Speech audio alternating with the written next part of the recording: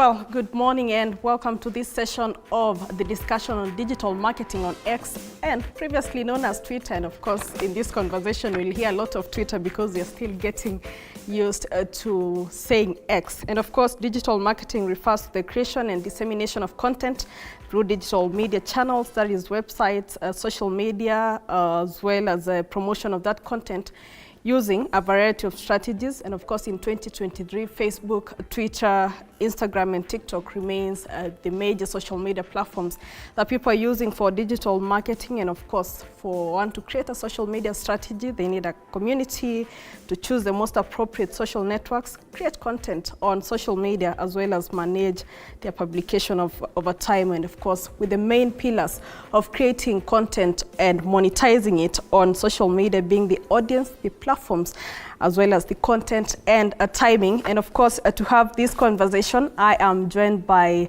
on my left-hand side, I have Billy Simani, social media influencer. Karibu sana. I have Eglin Samoy, digital marketing strategist, as well as a trainer, and engineer Geoffrey Muturi. Hey, engineer, I didn't know. Digital media strategies. Yes. Strategist, sorry. Kawangware Finest on Twitter, Eglin_Samoy, as well as Crazy Nairobian. Karibuni sana to TV47. How are you feeling this morning? Hi. I'm good. You're good. Yeah. Perhaps the very first question would be, why are brands moving to the online instead of mainstream media? That is why we are having this conversation. Actually, let me start with you, Muturi. Thank you very much, Flora. Nowadays, all brands are moving from mainstream because we have found that they cannot measure the view or the viewers who get to know, who get to interact with the content or the product that is being promoted via the TV. But on Twitter or on digital media, we can use some tools that will tell us this article or this brand, it appeared these times on a timeline of someone or someone else. Now that begs to what we call impressions. And we have tools, like in Twitter, we have an analytic tool that will tell you that this post about this product X, it appeared more than 1 million times in someone's timeline, which is the same as we can't measure the same product or the same post being advertised in the mainstream media. Yeah. And Eglin, is it right for brands to be advertising using Twitter in 2023? Thank you so much, Flora. Yes, it is good for brands to advertise on X. Okay, we still used to X. Twitter. Oh, yes. Yes, we still used to Twitter. So yes, it is good, provided you understand your target audience, and also you understand how to navigate the platform.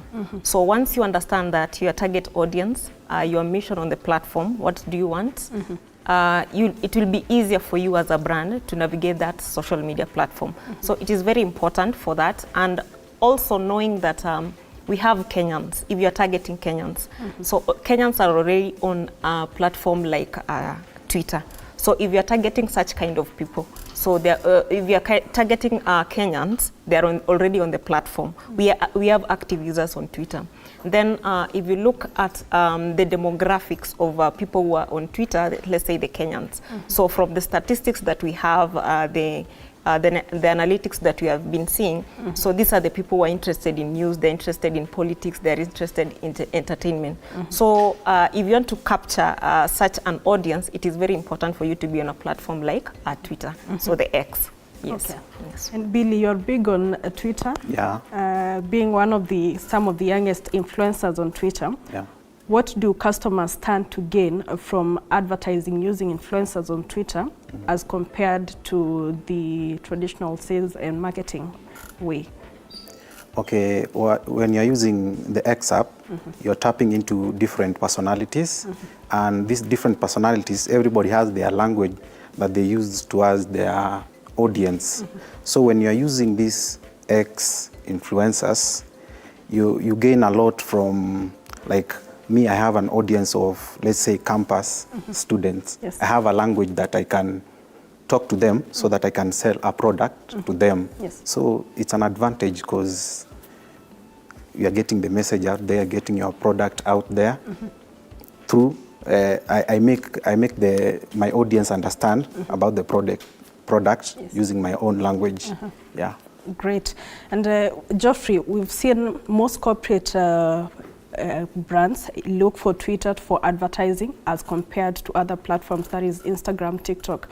I know Facebook is big, they go there as well, but Twitter, there's just a niche for Twitter advertising. Why do people really prefer Twitter for brand visibility in this era? Thank you very much. I can say that, number one, the corporate brands, they come to Twitter because there's a niche, as you've said. And the kind of influencers they choose, that the people who has align themselves. So maybe let's say about automotive.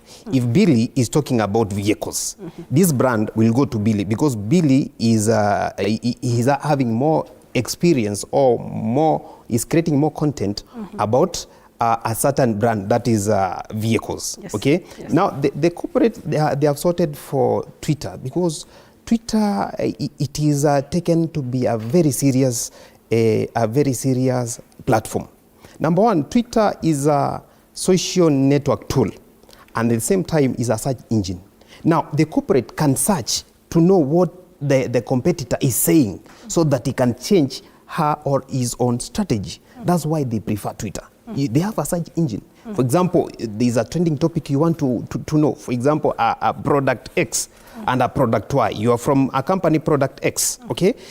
Maybe they are launching a product and you are in the same market and you are competing in the same resources. Now, whatever that person in X has launched, you search on that search engine, you find, then you create your own strategy to counter that. That's the reason why they prefer to have their marketing on Twitter. Yeah. That is X. You've mentioned that Twitter is a serious platform, but lately we've been seeing a lot of not only hate speech being spread there, but also some very explicit content being posted on Twitter. Do you think brands might now tend to look at other platforms for advertising?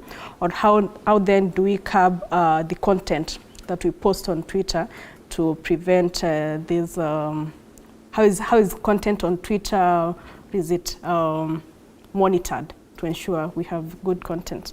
Right now, we have a policy and guidelines. There is some content that you may post there, they'll be flagged. And I think Elon came at the right time.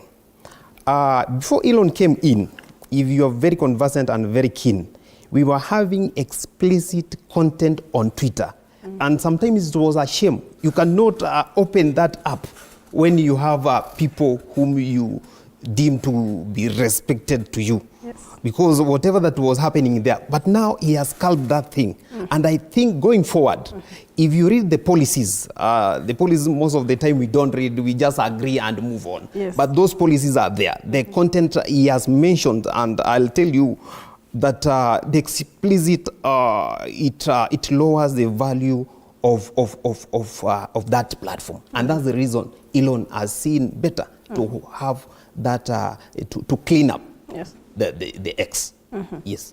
From a marketing perspective, yes. And also people are watching, where we hear Twitter algorithm. What is this and how does it relate with advertising and monetization in Twitter, Eglin? Okay. Twitter, thank you for that question. Twitter algorithm is basically how Twitter works. So if you look at it now from how Twitter are giving us or defining how the feed, so we have two feeds currently. So if you open your app right now, so you have the For You feed, and the other one is following. Yes. So for the For You feed, you get the content, what you are served there is the content from the people you follow, from the content that you may be interested in. So the topics that you follow, you see with the Twitter, the X, you can follow some topics. So within that, so the topics that you've selected, that's the kind of content that will be shown. Also that the kind of content that will be recommended based on the people you follow. So there is something called a social graph. So if I follow Billy and I follow Geoffrey, and then they maybe engage in football content, I'll be likely be shown the content they follow because I follow them. Then when you go to the following feed, so the algorithm there will only show you the content that of the people that you follow. So whatever you look at your Twitter feed, so you'll be shown content based on your interest, based on what you follow, the people you follow. So same thing when it comes to ads. So you likely see the ads based on the ads that based on the topic. So if it is I love beauty, most likely I'll be shown content on beauty. If I love sports, or if I've interacted with the content on sports, most likely I'll be shown that content. So when a brand is setting up an ad, they'll most likely also use the keywords so that they'll target you. So that's basically how the Twitter algorithm works. Oh, perfect. Yes. And that also brings to all that you've mentioned, it brings to just building a community on Twitter. Yes. Yeah. How do you build your community on Twitter over time? Yeah, it depends. At first, when you join Twitter, it's usually like confusing because you don't know what you're supposed to give out to the people. But with time, when you're interacting with people, you discover you have a niche. Like me, I built my brand from telling stories, like making memes, making jokes, wordplays. So through that, I build my own community. Like I have my own audience. Yes. We have people like Osumo. He built his brand around, like selling fish, or people relate with that. Great. We have people like Kai and Karo. He's known for selling vehicles and stuff like that. So you just find something that you're good at and you stick to it, and you try your level best, like to bring it on Twitter, and with time you'll grow your brand like slowly. Yeah.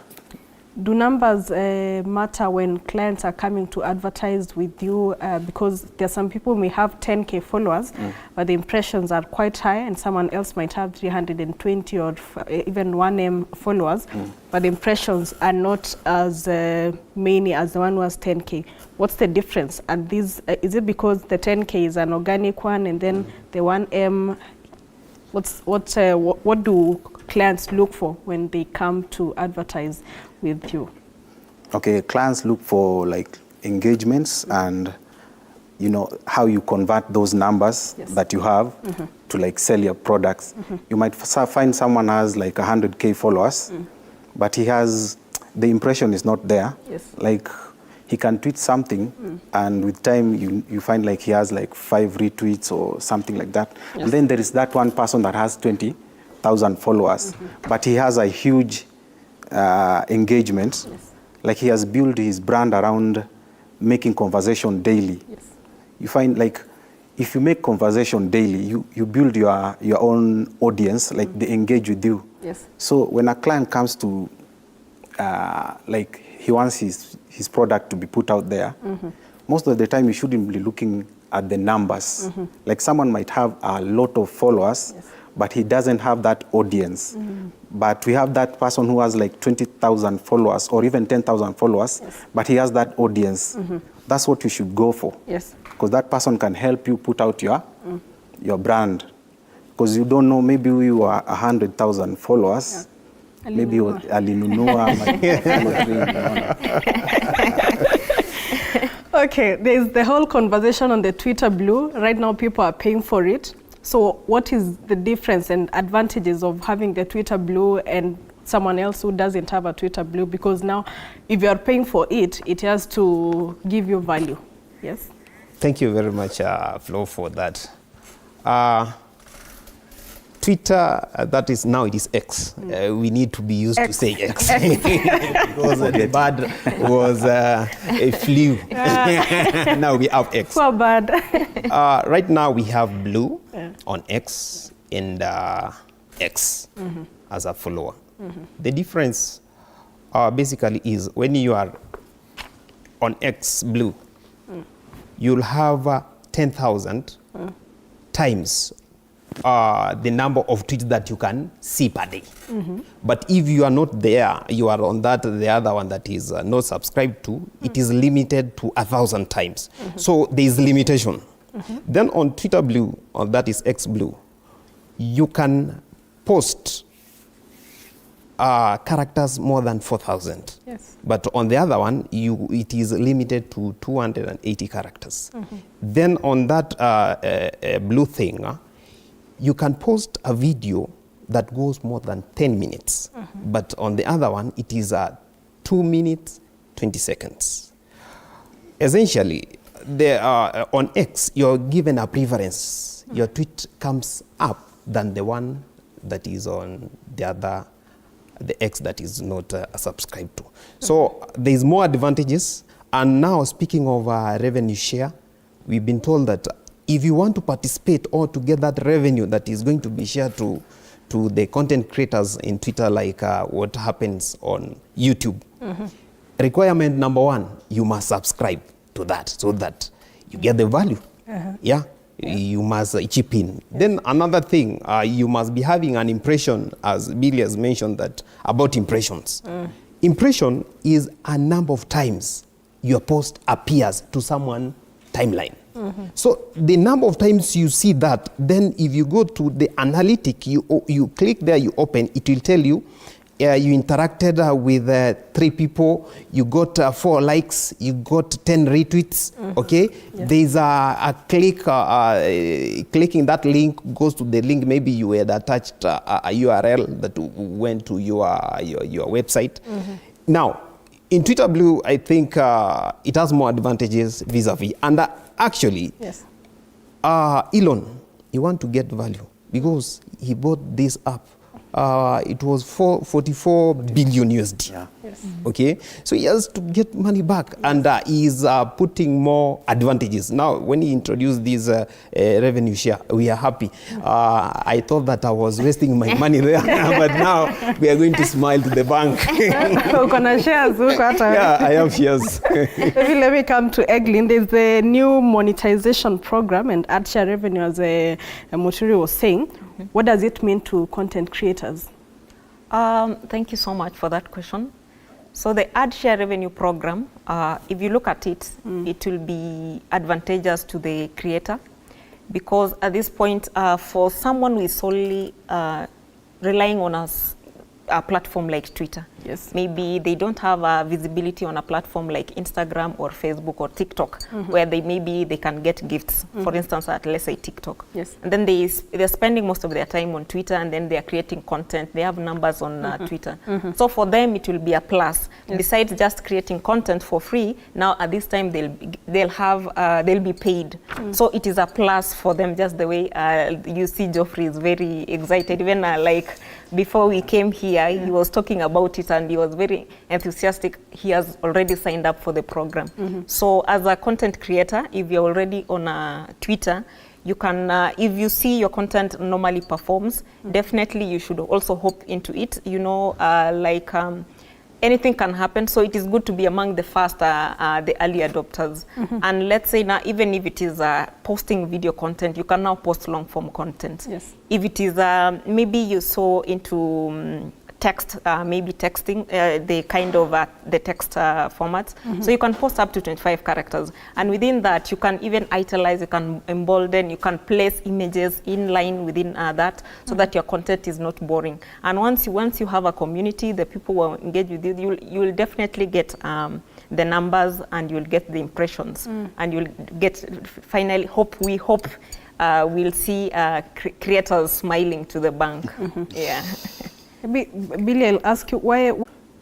I'll explain to the client why, some clients, they always want to trend, like they come for the hashtag. Yes. Like nataka hashtag too, Yeah. nataka kutrend.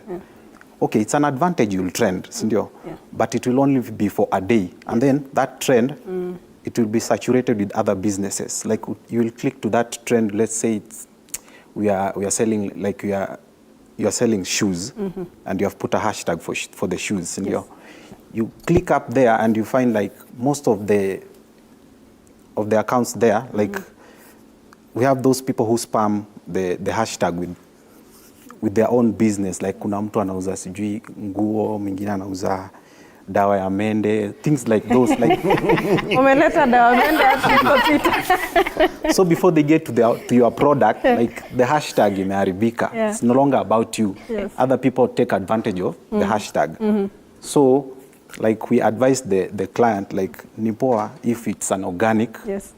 thing, like it doesn't necessarily have to be a trend.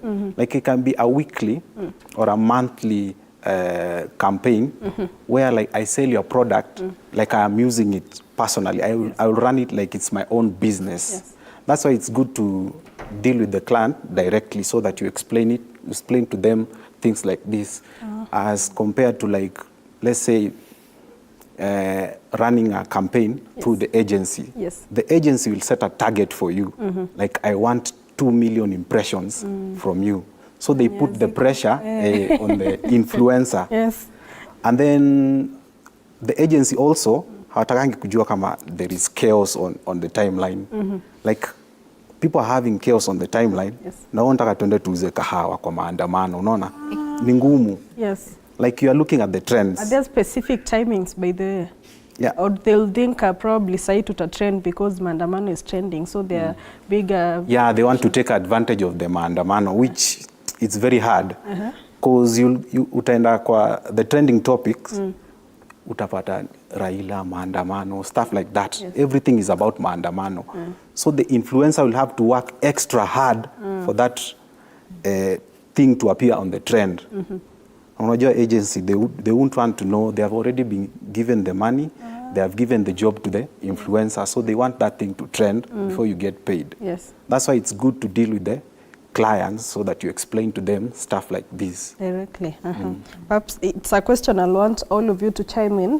What is the importance of a client using an influencer to push a product organically for a week or a month rather than paying for a trending topic for only a day that is still on trending? So is trending good for brands right now? And does it give results? Thank you, Flo, for that question. There is one thing that clients or businesses, they are not privy to in terms of trends and how to use X in their marketing. If a customer or a seller has come to you as an influencer directly, telling you, I want to trend, number one, he has to or she has to give you the goals. Why? What are the KPIs? What are the deliverables? You cannot trend so that he makes sales. That's where we lose it. Yes. Because most of them come that if we trend today, I'm going to make a certain amount of sales so that in the acquisition cost, I get value for the money that I paid for that trend. I think there is where we lose. This thing we must have. For example, you brought a glass to the market. Yes. Okay? We always have what we call a marketing funnel. A marketing funnel has 4 parts. We have an awareness, creating awareness part. That is no sale. You have told me to trend this product, but it is not for sale. It is to create awareness to the prospect. So that if the prospect has the desire, he'll feel like, why have I seen that this glass is trending here and there? That person developed the interest. After developing the interest, we have what we call call to action. That's where this person said, let me buy that glass. Yes. Thereafter, after he has bought that glass or she has bought that glass, this person may become a loyal customer to you. Then you make that person you make that person a brand ambassador to you. So we lose it when we say that let us trend so that I make sales. I think I need to encourage the sellers or any product. When you come to the influencers like Billy, don't tell us that you want to trend so that you get sales. No, there we are lying to you. We'll be lying to you. You come to me to influence people. And there is something Billy has mentioned, that it is all about the storytelling. Yeah. The storytelling is that creating the content. I'll create a story about this cup. Yes. This story will resonate with the community, my audience. Now they feel like, yes, Billy has used that cup or that glass. I think that glass is good. Okay? Thereafter, you build that clientele. You build that relationship. Yes. At the end of the day, you will make sales. But don't trend to sell. Trend to create awareness. Great. Your views on trending, and is it good for brands? My views on trending, I will slightly agree with them, but again, it depends on where you are as a brand. So for instance, if there are some instances that you'll only need to trend, maybe for the case of brand awareness, or maybe visibility, but not the sales. So, or maybe if it has you have an event that is coming up and you want to create awareness about that event. So trending will be important in that aspect. But then again, if you want to convert now people, just trending is not enough. You see, I'd prefer working with an influencer. If I'm a brand, I'd prefer working with an influencer to build a long-term relationship with them. So if I give, let's say if I give Billy the work, so I would love him to try my product. So if it is a service, so that even when they are creating or they are posting content, it will look like it's authentic, rather than just for him posting once and going. But if I have build a long-term relationship with him, he will definitely be posting content that the viewers or his audience or his community will look like it's authentic. Yes. And also, it is also important so that in future, it will be easier for me to interact with Billy as my influencer, so that when I give him the task, it will be easier for him. So I advocate for long-term collaborations with influencers. Yes. I think it's ideal for brands to do so. Yes. Last question for like a parting shot for all of you. For someone who's watching right now, how do they grow their numbers? And second, how do they monetize those numbers? Start with you, Billy. Okay, when you join the X app, don't join it with the notion of getting more followers so that you get the gigs. No, join the X app to have fun, learn about it. Then through that, having fun and interacting with people, you'll know your niche. And through that, you'll build your own audience. So you are there, unajistress like, I want to get this amount of followers so that I get gigs. Like a person like me, I build my brand through storytelling. Yes. I got my first gigs at 80,000 followers huko, you see. And then kuna mtu mwenye alipata at 20,000 followers. It's through your, like building your own brand, building your own audience, and then they relate with whatever you are saying, and then a client will see you from whatever you are doing. Yes. And then hata sahi, you don't even have to have gig. Una subscribe kwa yo blue, alafu unakula hizi pesa za revenue polepole ukingoja. Yeah, through your Unatengeneza content. pesa ngapi huko? Mi bado. And from clients? From clients, let's just say naishi fiti. Great. Eglin, final shot. Thank you.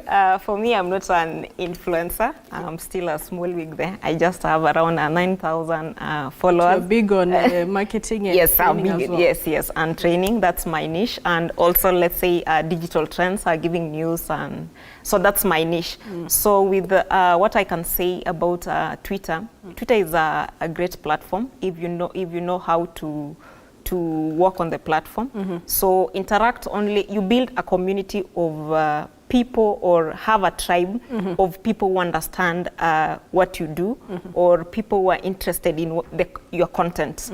So it will be easier for you to interact. Even you can be having as less as even 1,000, but your content is very engaging. So the key thing is to have good content, quality content, so that relates with your audience of the community that you've already built. Awesome. So yes, that's my key takeaway. 1 second. Okay, 1 second. Thank you very much. I think we have to have content creation which is quality. That's number one. If you want to create numbers, or you want to increase numbers, don't have the notion that I'm increasing numbers to monetize it. No, you must have a solution to a certain problem. So basically, create a solution to a certain problem in that platform. Then the companies will come for you. Great. Thank you so much, ladies and gentlemen, for creating time to speak to us. Billy Simani, social media influencer, Eglin Samoy, digital marketing strategist, as well as a trainer, and engineer Geoffrey Muturi, digital media strategist, as well as an engineer. Ya muhimu sana. So thank you so much, guys, for listening to this conversation. And of course, the key things that